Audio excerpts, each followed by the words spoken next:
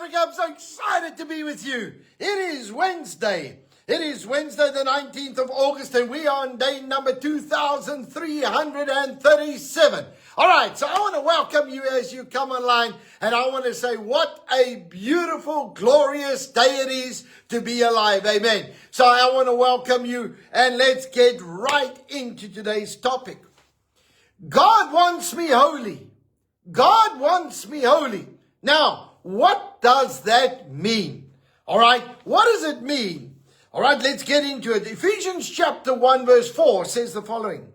Just as he chose us from before the foundation of the world, that we should be holy and without blame before him in love. Now, holiness literally means that you are in a place of perfection. Holiness means that you have no sin in your life at that point. Okay? Now, I want to just make it very, very clear. Every single one of us have got sin. Every single one of us have got issues. So how on earth are we supposed to be holy?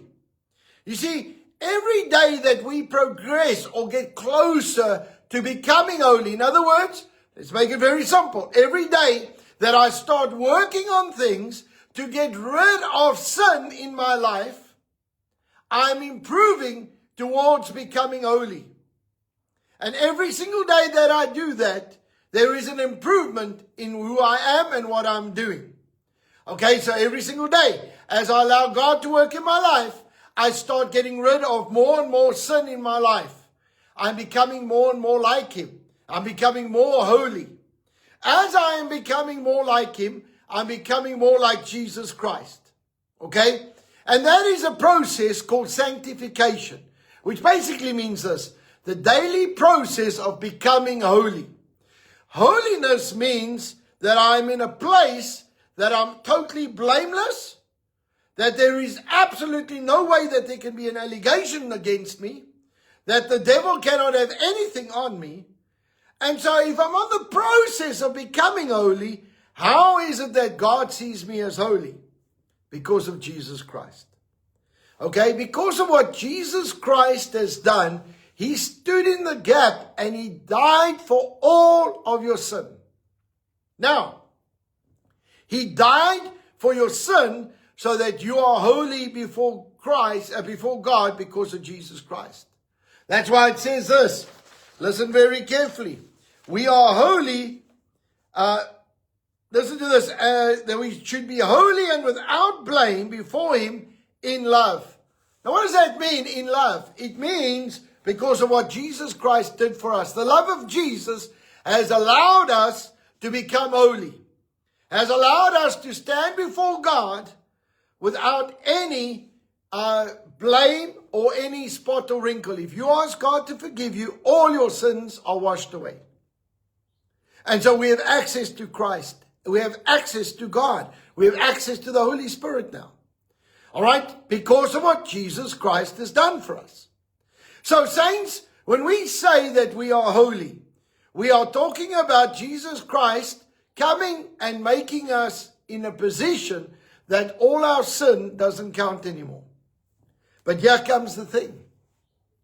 God intended this from the foundation of the earth. He intends us and intended us to get closer to the place where we are totally sinless. Okay? The Bible says that it is actually possible. If we get close to God, as we grow in God, as we get to the place where we obey God and do everything, you are becoming more holy every single day. Now, many people have taken that and criticized it. Many people have sat down and go, well, you're holier than thou. Or they give you a nickname, you Holy Joe, or whatever they want to call. Let me tell you something. If you operate in holiness, your life ends up far easier than those that are not. Let those people be very honest with you. I've grown up with those allegations. I've grown up with all of those things. But let me tell you something. I've seen the consequence of their decisions. I've seen the consequence of their actions. And I've looked at that and go, I don't really want that in my life. I don't want all that hard sore. I don't want the drugs. I don't want all of the stuff because I was so-called holy. All right? And it's time that we stand up and we say it's time to stand up for what is right. It's time that we take a stand for what is just. Take a stand for what God has called us to do. Because God has called us to stand against the world system. To stand against what the devil's tried. And so this morning I want to ask you, are you prepared to take a stand for what is right? Are you prepared to become more like Jesus Christ? Are you prepared to become holy? Are you prepared to allow God to work in your life so that you do not have all of these things operating in your life? And so this morning as we come around the table, I want to ask you, are you prepared for this? Are you prepared to allow God to work in your life? To sort out the sin issues in your life? So that every day we are becoming more and more like Jesus Christ. Amen? So, on the night that Jesus betrayed, he took bread and broke it. He said, this is my body that was broken for you. Take in remembrance of me. He took the cup. He said, this is my blood that was shed for you. Take in remembrance of me. The body of Christ was broken for our physical and emotional healing. The blood of Christ was shed for our salvation, protection, and provision. And so this morning as we come around the table, let us ask God for a supernatural revelation of who he is and what he's doing in our lives. And let's thank him that he's going to bring us to that place of destiny and purpose in Jesus' name. Lord, I thank you right now for paying the price on that cross for us. And Lord, I thank you that you forgive us of everything that we've done wrong. But Lord, I pray right now that as we stand holy and pure before God, Lord, I thank you that in our lives we will become more and more like you. And Lord, that we will strive for holiness. But God, I pray that we will be bold enough to stand up for righteousness. And Lord, that we will stand up for what is right. And Lord, that we will condemn what is wrong. And Father, I pray right now that you're going to minister to each one of us and that we will not be the same again. In Jesus' mighty name. And everybody said, amen and amen. Let's partake together.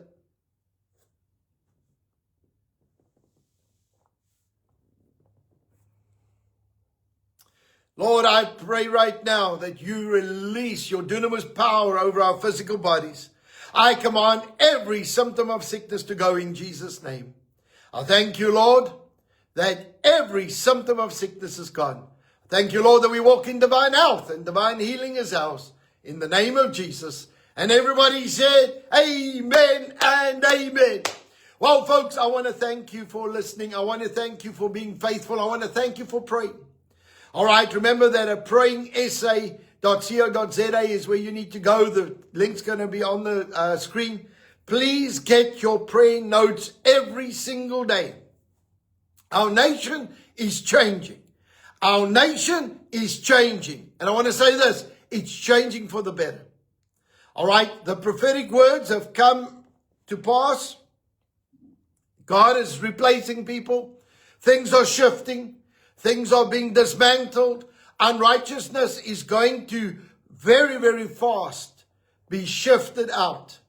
God has said, where our leaders are not doing the right thing, he's going to replace, and replace. There is a replacement coming. My question is this, are we praying for the righteous to stand up? That the right people be appointed. That the right people be in place with a heart after South Africa and ready to make a difference in our nation.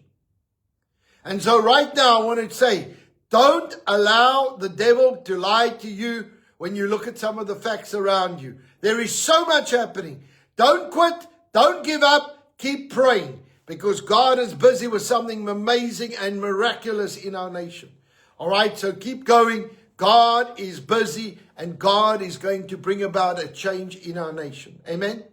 All right, so I want to just say this, that as we are praying, we are standing in the gap. We are going to see a change and a shift in Jesus' name. Amen.